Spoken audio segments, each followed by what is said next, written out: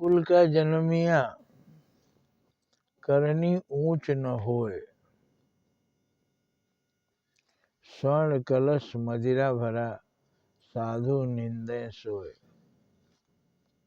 कोई ऊंचे कुल में पैदा हुआ है, उसका करनी ऊंचा नहीं है, तो ऐसे है जैसे सोने के घर में मदिरा भरा हो और साधु संत उसकी निंदा करते हैं।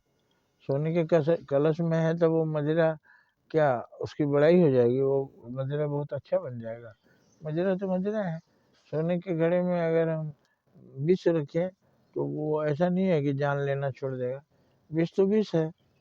तो इस तरह से ऊंचे कर्म में कुल में जो जन्म लिया है, ऊंचा कुल का मतलब क्या, जिस कुल में बड़े बड़े लोग पैदा हुए, जैसे राम ये रघुवंश में पैदा हुए। रघुकुल रीत सदा चली आई, प्राण जाए पर वचन न जाई।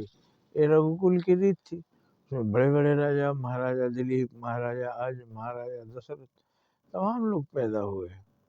तो उसमें जो पैदा हो जाएगा वो महान नहीं हो जाएगा, महानता का कार्य करेगा तब। राजा दिलीप ने अपने समय महानता का कार्य किया, राजा रघु ने, अजय ने, सबने बड़ा बड़ा काम किया, और भगवान राम ने भी बहुत बड़ा काम किया।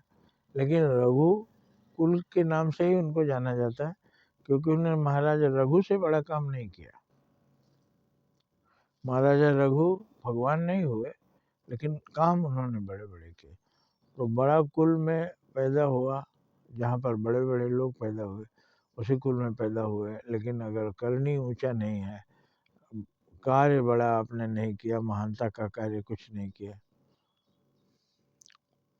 तो आपको सम्मान नहीं मिलेगा उन लोगों के समकक्ष जो आपके कुल के लोग हैं। कुल के कारण आपका नाम नहीं लिया जाएगा। जैसे सोने के कलश में अगर मदिरा भरा हो तो ये नहीं कहा जाएगा कि मदिरा बहुत महान चीज है। मदिरा तो मदिरा है।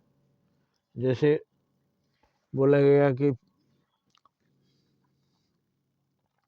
गुणों की पूजा होती है, जाति या वंश की नहीं। जैसे फूल लोग पसंद करते हैं, लेकिन फूलों में बैठे हुए कीड़े को नहीं। तो अगर किसी कुल में आप कीड़े की तरह हैं, आपने कुछ नहीं किया, तो आपकी प्रशंसा नहीं होगी। ऐसा है, आप समझ गए होंगे। तो आप चाहे उसी तरह से महान कुल के बात कहिए, आप बहुत बड़े कुल में नहीं पैदा हुए मान लेते हैं, उसी का विपरीत समझ लीजिए। बड़े कुल में आप पैदा नहीं हुए लेकिन बड़ा काम किए, तो आपसे शुरू होगा, आप महान पुरुष माने जाएंगे। इसलिए बड़ा काम करने से आदमी महान होता है, महान कोई पैदा नहीं होता। जय हिंद, जय भारत।